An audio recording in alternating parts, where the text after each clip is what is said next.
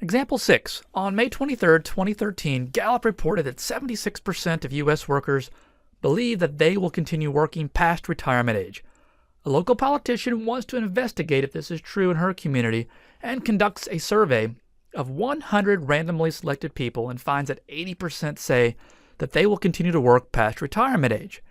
If we assume that the percent or proportion of the community is equal to the national proportion, 76%, find the probability that the proportion of the sample will be 80% or 0.8 or greater. Be sure to check the 10% condition, count condition, and we'll state mu sub p hat and sigma sub p hat. And we'll look at part B here in a moment. I highly recommend that you go ahead and pause the video here and see if you can work ahead of me. Okay, welcome back. So we'll begin by stating mu sub p hat, which would be 0.76. This is the national proportion we're comparing our 80% to. And we find sigma sub p hat. Remember the formula, the square root of p times q over n, where q is 1 minus p. This gives us the square root of 0.76 times 0.24 divided by 100, and we get about 0.04271. Now let's go ahead and draw this out.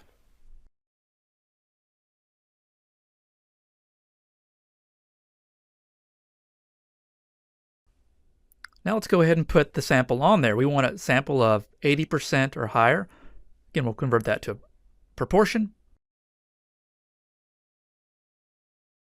And now we're going to turn to technology, the TI-8384, to crunch this out. So we have the lower bound of 0.8, upper of 1E99. Mu, the mean, is 0.76 with a standard deviation of 0.04271, which gives us about 0.1745. So about 17% of the time, we would get a sample that would be 80% or greater, given that the true population proportion mean was 0.76.